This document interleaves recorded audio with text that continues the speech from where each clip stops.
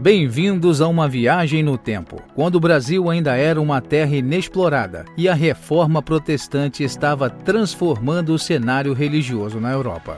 Em 1555, no período do Brasil colonial, o diplomata e vice-almirante Nicolas Durand de Villegagnon, com o apoio do almirante Gaspar Coligny, estabeleceu uma colônia chamada França Antártica, no local onde hoje se encontra o Rio de Janeiro. Villegagnon acreditava que o sucesso de uma colônia dependia das virtudes de seus habitantes. Entretanto, a maioria dos moradores deste novo território francês eram mercenários, e por isso, o diplomata francês enviou uma carta ao velho continente pedindo que pastores protestantes viessem ao Brasil para fazer parte deste grande projeto. Recomendados pelo próprio João Calvino, o grande reformador do século XVI, os huguenotes, grupo de protestantes franceses que eram fiéis à tradição reformada calvinista do protestantismo e estavam associados à Igreja Reformada da França durante a época da Reforma Protestante, chegaram ao Brasil em 7 de março de 1557. 3 dias depois, em 10 de março, realizaram o primeiro culto protestante em solo brasileiro. O culto foi dirigido pelo pastor Pierre Ritier, de 50 anos de idade, sendo auxiliado pelo jovem pastor Guilherme Chartier, de 30 anos. 11 dias depois do primeiro culto protestante em terras brasileiras, no dia 21 de março de 1557, os pastores Ritier e Chartier celebrariam ainda a primeira ceia do Senhor. Os huguenotes tinham em seu coração um desejo ardente de proclamar o Evangelho de forma que o Brasil se tornasse um grande local de adoração ao Deus vivo e verdadeiro. Todavia, o próprio Villegagnon, que inicialmente havia recebido tão bem os novos habitantes da colônia, se levantou contra eles por questões religiosas e promoveu uma forte perseguição contra os huguenotes. Por isso, foi conhecido como o Caim da América.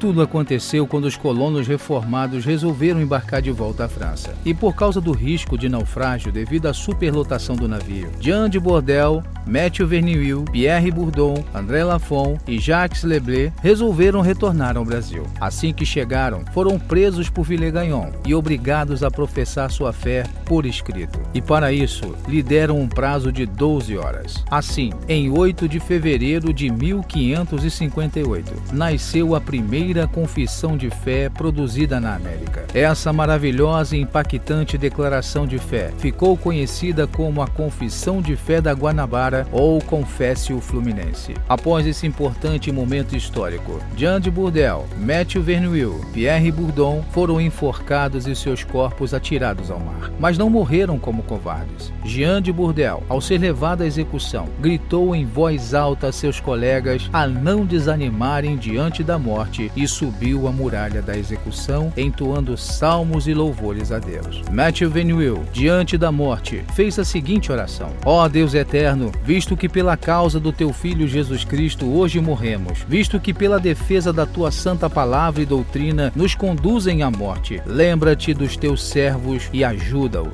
Toma em tuas mãos esta causa neste lugar, a fim de que nem Satanás, nem os poderes do mundo alcance vitórias sobre eles. Neste dia, 3 homens por amor a Deus e a sua palavra morreram. André Lafon foi poupado por ser o único alfaiate da colônia, e Jacques Leblé conseguiu fugir e pregou para os índios no Rio de Janeiro. Mas em 1567, na Bahia, foi preso e enforcado por ordem do governador-geral português Mensah, com assistência do padre jesuíta espanhol José de Anchieta. Este vídeo honra o legado desses valorosos homens de Deus, esses corajosos mártires e pregadores. E por meio deles, hoje celebramos o primeiro culto reformado no Brasil, a primeira celebração da ceia no Brasil e a primeira confissão de fé da América, a Confissão da Guanabara. Sementes que foram plantadas e que germinaram ao longo dos séculos. A oração do Marte foi ouvida. E para a glória do Senhor Jesus Cristo, o Evangelho não deixou de florescer no Brasil e não deixará de florescer.